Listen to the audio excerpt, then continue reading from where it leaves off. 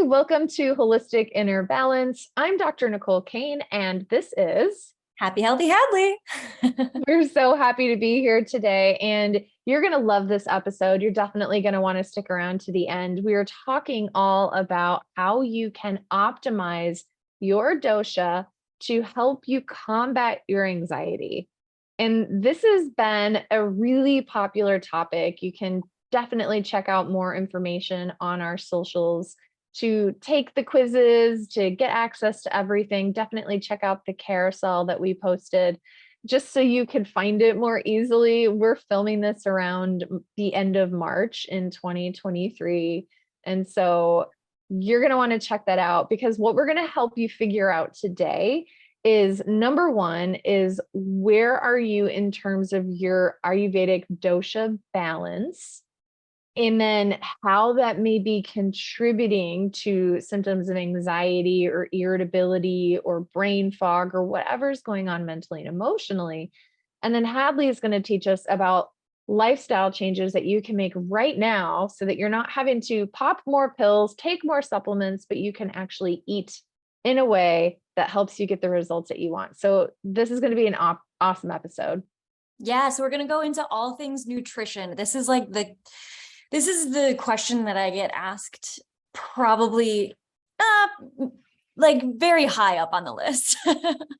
And so I am really excited to be able to talk about nutrition with Ayurveda. And today we're going to go into Vata and how Vata comes up in the body, in the mind, and then how do we actually balance that based on the foods that we're eating. And potentially as important as the types of food we're eating is actually how we're eating. And so we're going to go into that today as well. Ayurveda is all about how we're eating. How we do things is just as important as what we're doing and how we're eating and all of that good stuff. So let's do it. Let's do it. All right. So your homework is, if you haven't yet, I want you to go to your website and I want you to go online and then click on the link in the bio. There's going to be a link in the show notes here. And I want you to pause this episode and then take number one, take the dosha quiz that's there. It's free. I want you to take that and then write down your results. And then secondly, you're going to click on the link that says to take the 8 types of anxiety quiz. And when you get that result, write that down and then come back here, unpause this episode and give it a listen. Yes. All right. So Hadlee, I would love to talk about, first of all, just what is Vata? And then we'll go into how Vata can show up in anxiety. Perfect. Yes. So Vata is, we've given a rundown of all of the doshas. If you haven't listened to those podcasts in the past, that'll help you get more of an idea of what it is. But just briefly, Vata is made of the elements of space and air or wind in Ayurveda. And so basically what that means is it's super light, very mobile. If you think about like how we might have too much air in the body, we might think like bloating, gas, constipation, all the things that you're like, oh, that's just trapped air literally in the body. And then in the mind, it might look more like an airiness in the mind. So maybe a spaciness, racing thoughts, anxiety is very, very, very common if you have a lot of Vata, though we've talked about how all of the doshas can have anxiety just in different ways. But Vata is the most like classical in Ayurvedic texts. It's like anxiety is like there's some Vata in all anxiety. Basically Vata is the air and ether or space elements. And so it can show up in a number of ways. Oh, another way is like cracking joints, right? Like literally air trapped in our joints, arthritis, things like that. Achiness, dryness in the skin, the sinuses, in our digestive tract, all of that good stuff.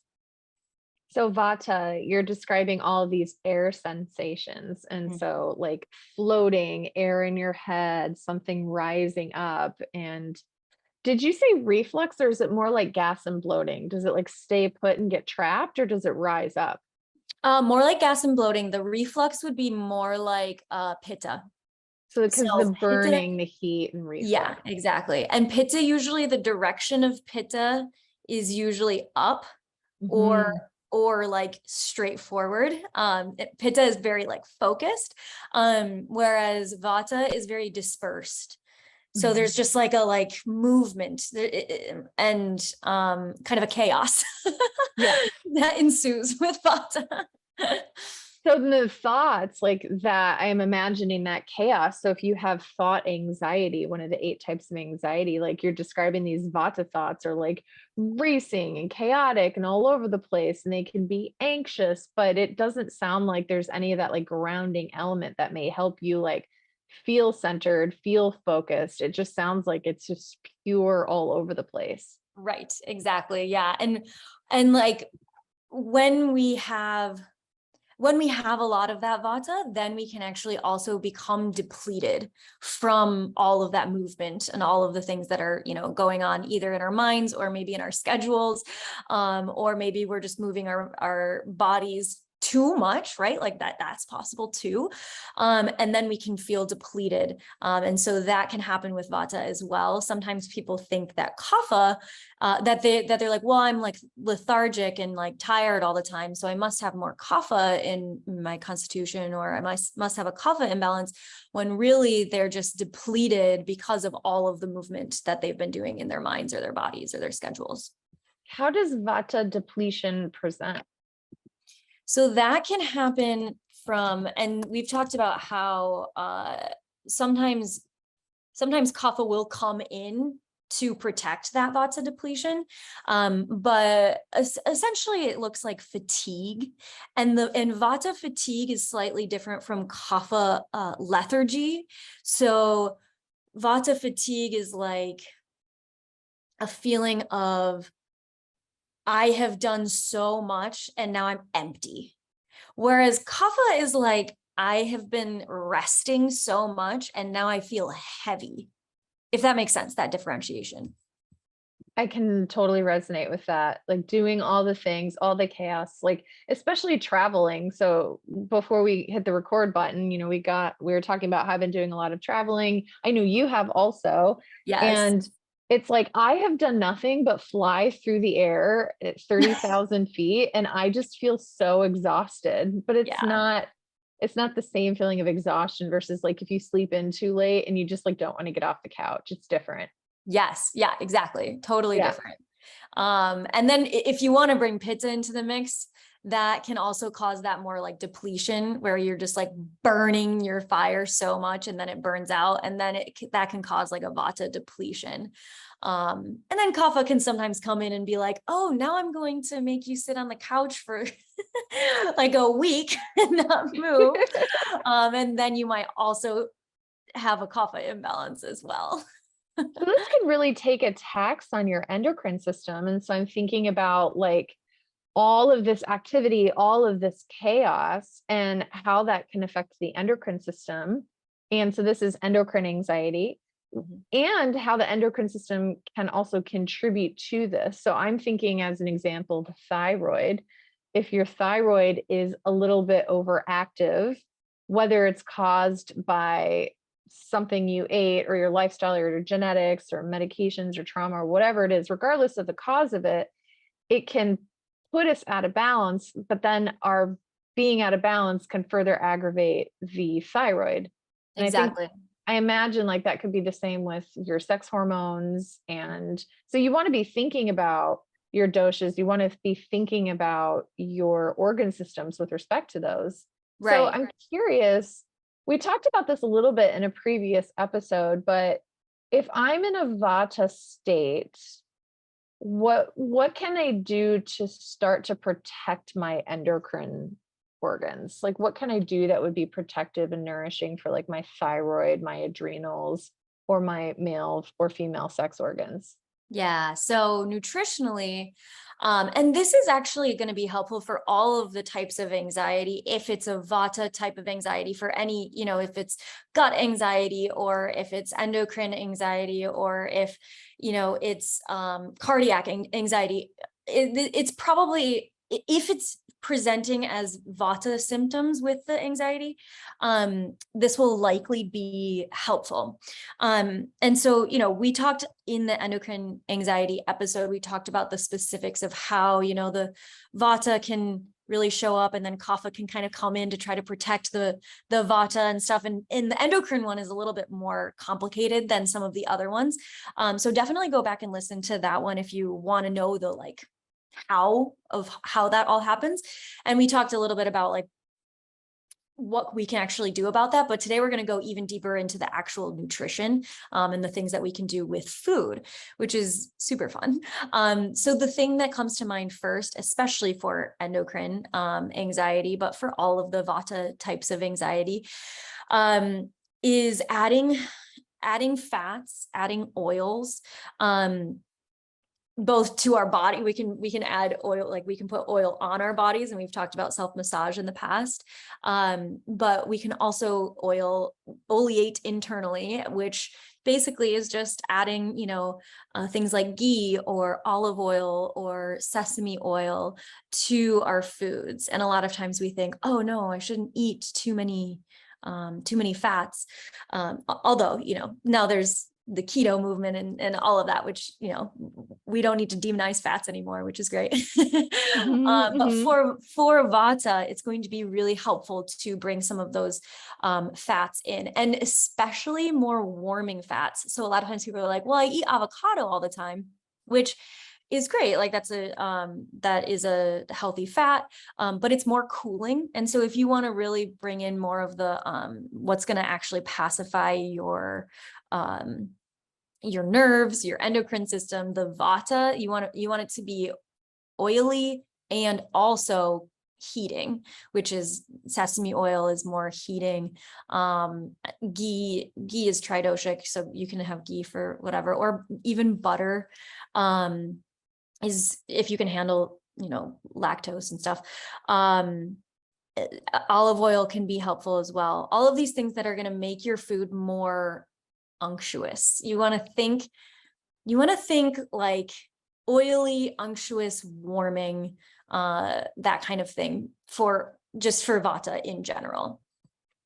I love this. And that can be really nourishing to the cells. And so when we think about human physiology, every single cell in your body has something surrounding it. It's called a phospholipid bilayer, and it's made of fat. There's a head and a tail, and the fat is a really important part of that. And so when we go on these really low fat diets or eat low fat foods or low fat ice cream or skim milk, we're not getting that richness to nourish and feed our cells.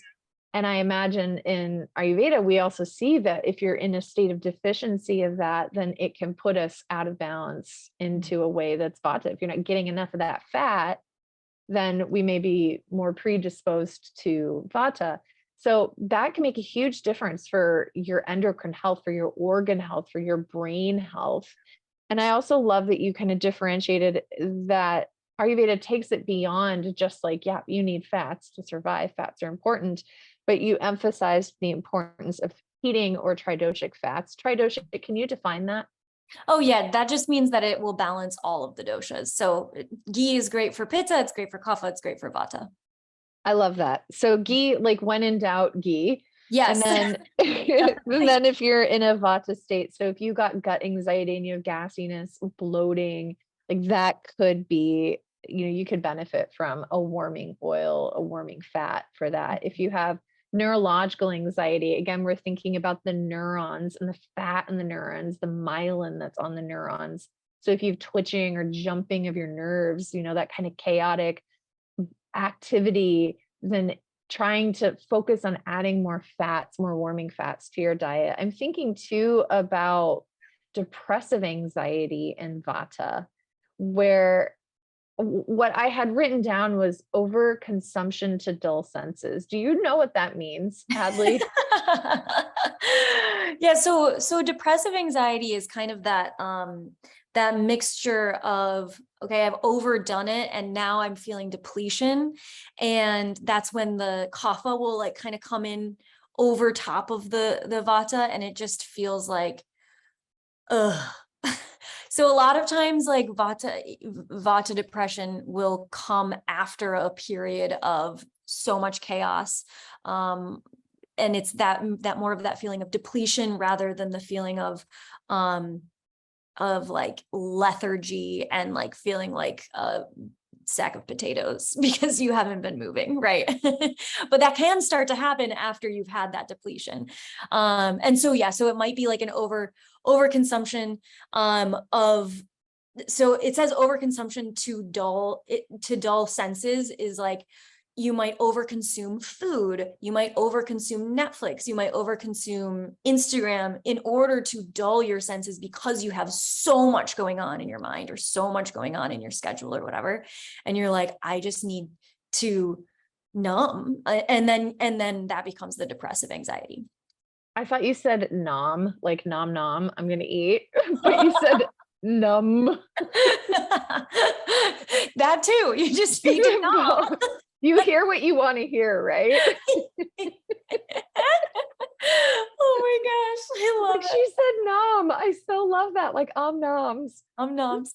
So if you were detecting in yourself, you're like, gosh, I'm getting depressive anxiety and I know it's in a vata way. Like you're seeing those signs that you just described, like that overconsumption of food, noms, and Netflix and things, right? And what would be like the meal that you would turn to? It's like, ooh, I want to stop this. I'm in the pay attention zone. I want to stop this.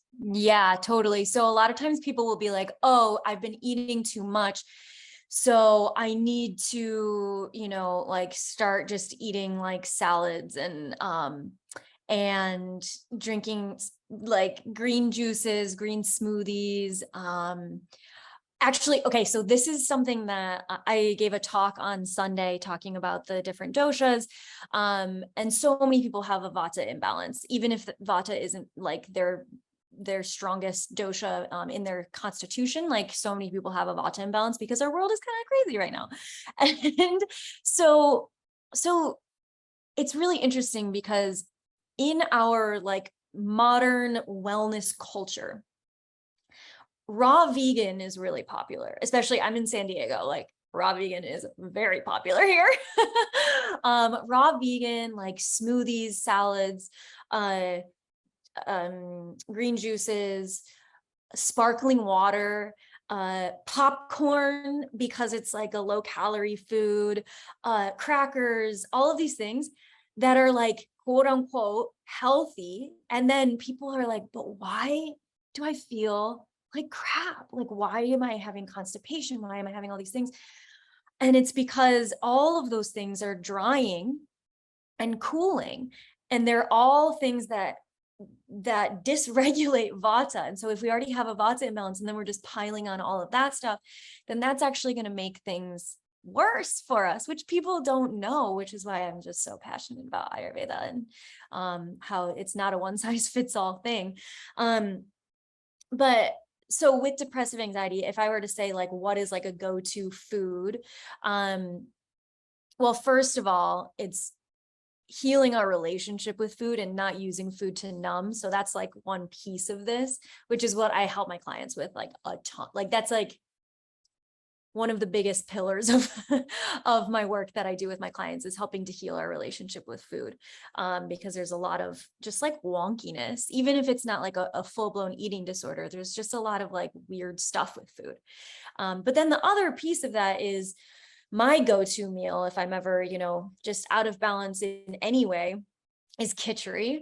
So if you follow me on Instagram, you'll see I post khichdi a lot. Like I eat it almost every day. it's tridoshic. So like we said before, tridoshic just means that it's balancing for all of the doshas, but you can add spices, and you can also add fats, and you can do different vegetables and stuff based on the dosha that you have. And so if you were experiencing a lot of vata, you might do more heating spices. And then you might also you might make the khichdi, which is just mung beans and rice with spices. You might make the beans and rice with bone broth instead of just water, or instead of vegetable broth, because bone broth is super, super healing for anyone, but especially for Vata, because it's got all of those minerals and nutrients from the bones of an animal, and make sure it's a high quality bone broth. But that's going to be super nourishing. So you can use that as the liquid that you cook your rice and beans in, and then you can add some more, heating spices, things like cumin. Cumin is actually tridoshic, so is turmeric. You could add things like fennel are really good for Vata because it's a little bit sweeter. You could add ginger. Ginger is really helpful. All of those spices that are just going to make you feel super nourished. That sounds amazing. And could you make that with ghee instead of bone broth? I'm thinking about like supporting the vegans, and bone broth can be high histamine. And so, those listeners who are like, gosh, I want to be low histamine, but I also want to try this. Yes. You can So do I that actually too. make it with bone broth and ghee a lot of the time, because I'm just like, give me all the nutrients. Yes. But you could totally do it with ghee. Ghee is not vegan because it's clarified butter, but a lot of times if people are dairy free, they can still handle ghee because it's the whey has been taken out of it, which is the harder part of the butter to digest. And so then it just leaves the oil. And the whey is like more of the protein. And so it solidifies and you can take that out. But yeah, so if you are also vegan, and you don't want to have either bone broth or ghee, I would say olive oil or sesame oil would be a good, just drizzling it on top. Don't cook it with that because it can oxidize if it's at too high of heat, but just drizzle it on top of the khichdi, and then you should be good to go. I asked you this last time, but can you spell khichdi? Yeah, there are actually a few different ways that it's spelled. I can never remember. Yeah, So for those so taking notes like myself, how do we spell khichdi? so the way that it's most commonly spelled is Kitchari. Ari. Got it. Thank you. Yes. And then the types of vegetables that you want to be adding to your khichdi, a lot of times I'll just make my khichdi in the Instant Pot and then cook my vegetables kind of like I'll just steam some vegetables on the side, just because the vegetables get really mushy if you do them in the pressure cooker. And then it's not as tasty. Although Vata does well with like very cooked vegetables. If you want to have some of that crunch still, you might want to do it on the side. So the root vegetables are really helpful for Vata, because if we think about Vata, it's all of the air and ether element. And so we want to ground it down. And what kinds of foods are going to be the most grounding? It's the foods that are literally in the ground, right? Carrots, Underneath the radishes. ground. Exactly. Yeah. Yeah. So you can base your root veggies based on like the time of year, and like some root veggies are going to be more appropriate for the fall, whereas like things like parsnip, radishes, carrots, those kinds of things are going to be more appropriate for the springtime, just because they're in season. They're a little bit lighter, which our bodies need in the spring, even if we have mostly like a Vata dosha, we still need a little bit lighter depending on the season. But in the fall, especially if you're listening to this at another time of year, Things like squashes are really helpful for Vata as well. So like pumpkin and butternut squash, kaboka squash, all of those kinds of things are really helpful for Vata too. So you can add that to your kitchery as well. So to make sure that I'm hearing everything is that anxiety, and we talked about the 8 types of anxiety, they can show up differently depending on the dosha imbalance. And so today we've been learning about how they can show up in Mhm. the Vata imbalance. And so the theme that you're describing is lots of air and movement and chaos and a lack of groundedness. And so you were describing how nutrition can make such a huge difference. And you gave us a really good couple of hacks, the kitchery, some of the ingredients and spices, oils, how to prepare them, how to select them. And then there was something that you said at the beginning that I don't want to gloss over because I think it's really important. Mm. And you said the way that you eat is just as important as what you eat. And so I was Yeah. wondering if you could tell us a little bit before we finish up with this episode today, a little bit about how to eat in a way that grounds, balances, and nourishes us, especially us Vatas. Yeah. So if you have a lot of Vata in your constitution, or if you've had a Vata imbalance, um, it's likely that you love to eat on the go. You love to graze. And so you're just kind of like picking at small amounts of food all day long. So grazing, I that's what feel my called family calls out. it. Yeah. I know my mom, we always like my mom does that too. And she always has. Actually she does it way less now because she knows how much Vata she has and she's coming into her Vata stage of life and she's doing a great job of like, oh, okay, I need to actually change some of these things. But yeah, like just basically like picking at food kind of all day long, like just like little nibbles here and there. And that is going to um so essentially what happens in our body is like our body is always trying to be like on and like metabolizing. So if you think about like you don't want your body to always be trying to sleep and also trying to be awake, right? We also don't want our bodies to be trying to metabolize and also trying to move and do all these things, because if we think about like the nervous system and parasympathetic state or versus sympathetic state, like moving our bodies and maybe like very intellectual activities, all of that kind of thing, we want to kind of separate those from the parasympathetic state, which is the rest and digest, and we want to really be in a state of peace and like serenity. I mean, I say that, and it's not like you have to make your mealtime perfect. Like, please don't try to make your mealtime perfect because that might stress you out more. But just like sitting down, just like having maybe a rule for yourself that you don't eat like standing up in your kitchen at the pantry. And even that's actually also really helpful for your relationship with food as well. So like if you're going to eat like a bunch of cookies or chips or whatever it might be, and you're like, you're gonna do it, you're gonna do it, if you actually just put all of those things, so maybe you put a handful of chips, you put a couple of cookies, you put like whatever other thing you're gonna eat, you put all of that stuff on a plate and you're just like, I am okay with the fact that I am going to eat these things. That's going to do a lot for your relationship with food, as well as your digestion of the food. So like a lot of times we like eat things kind of secretly, or we eat things like in a rush so that we don't feel guilty about eating them. And so what I'm saying is like, just take the guilt out and be totally okay with it and present with it.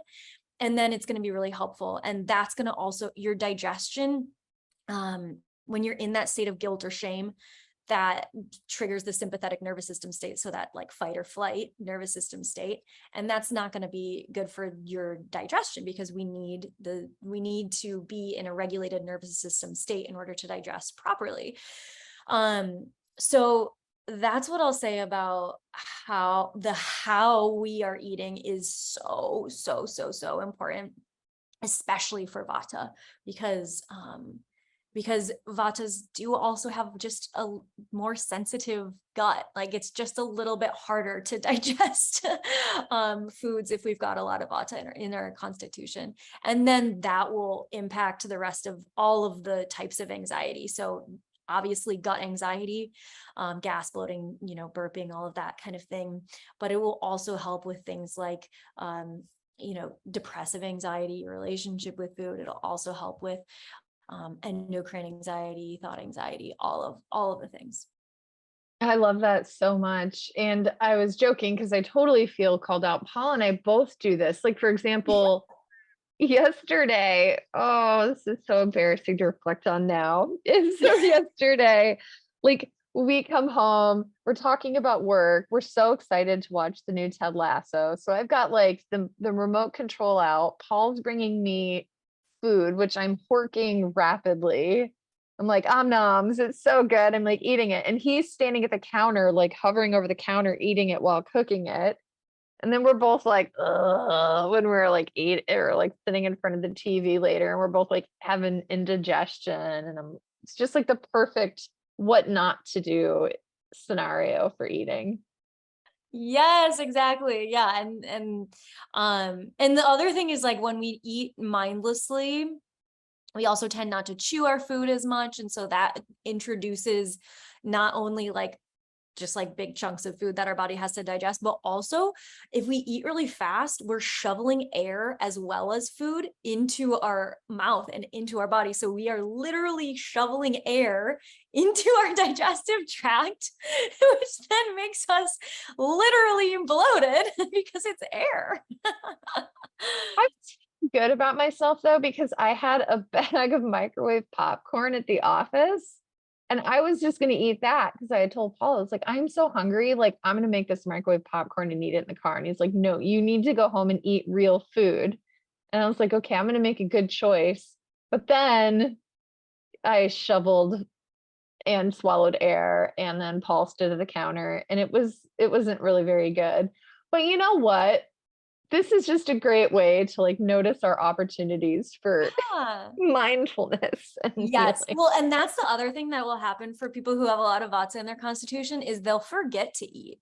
They'll either be like picking out food all day long, or they'll literally like, and this, I hope my mom doesn't care that I'm using her as an example of all these things. I don't think she will. But for like most of my life, she would have like an apple and peanut butter, which also wreaks havoc. Apple and almond butter is going to do a lot better for your body than apple and peanut butter, just because of the mix of peanuts are not an actual nut. They're a legume. So you're literally eating beans and apples, which is like just a no-go in our digestive tract. But anyway, I digress. So if you're going to do it, maybe apple and almond butter is a little bit easier to digest. But she would have like a few olives, a few pickles, maybe some sauerkraut and apple and peanut butter. And that's like what she would eat like throughout the day. And she would like forget about it. The apple would be brown by the end of the day. Like it was just like out on the counter. Talk about histamines. And so a lot of times people with a lot of Vata will just like forget about food. And if you have a lot of kapha in your constitution, or a lot of pitta in your constitution, you might be like, what? How do you forget to eat? But it's a real thing. And so what will happen then is we become super ravenous by the end of the day, and then we'll do that shoveling into the mouth thing. And then we have all the gas and bloating and constipation and all of the things because we haven't nourished our body throughout the day, and then we've just like shoveled it all in at the end of the day, and that's really hard for our body to be able to handle as well, because we haven't had our metabolism like going, and then it's like all this food at one time is like, your body is just like, I don't know what to do. The other thing about the how of eating for Vata is, if you can have a regular eating schedule as much as possible, that's going to be really, really, really helpful too. So like having like maybe like 9 a.m., 1 p.m., 6 p.m., or, whatever it might be, that are your eating times. Or if you want to do like 4 different times in the day, sometimes four different times is helpful for Vata, because Vatas tend to not like to eat a whole lot at meals, unless they have skipped a bunch of meals, and then they're really hungry. But so maybe it's like your breakfast, your lunch, maybe like a midday, more of like a snack, and then your dinner. Whereas like Pittas might only need to eat like 3 times a day. Kaphas maybe more like 2 or 3 times a day. But Vatas might need to eat just a little bit more regularly, just not all day long. So if that makes sense.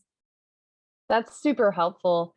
I hope you all resonated with this. At least my Vata friends will. And, we're going to be doing the same type for each of the doshas. And so if you didn't resonate with Vata, or if Vata didn't come up for you, then forward this podcast on to a Vata in your life. And then stay tuned, because we're going to be coming back, and Hadlee's going to be walking us through the 8 types of anxiety and how they can show up if your imbalance is a pitta. And the other episode will be how anxiety can show up if your imbalance is a kapha. And so don't forget too that we have a whole course on this. And so Hadlee is dropping like lots of little breadcrumbs, but if this is something that you wish she was saying even more about, then go check out the course. You can find that at the link in the bio. And definitely, if you haven't given Hadlee a follow, just check her out. Her Instagram is wonderful. Happy, healthy Hadlee. And Hadlee is Hadlee. And of course, I am Dr. Nicole Cain. Our goal is to help you become your own wellness expert, so that you can take your power back and take the health back of your family, your friends, your loved ones. So we're super grateful for being here. And as we close up, is there anything else you want to add, Hadlee? Yeah, I would say definitely check out the Ayurveda course, because I'm not going to just like, it has more specifics on, the exact types of foods that you want to incorporate more of, some of the things that you want to avoid. I'm not just going to sit here and like list off foods, right? Like that would be not so fun on a podcast. But we have like a whole workbook that includes literally like exact foods that you can incorporate, that will be really, really helpful if you have a Vata imbalance, if you have a lot of Vata in your constitution. So definitely go check out our mini course, Ayurveda, the Key to Your Success. It's awesome. It was a labor of love for us. So definitely check it out. And thank you all so much for listening. We always love coming and hanging out with you. Thank you so much. We'll see y'all next time.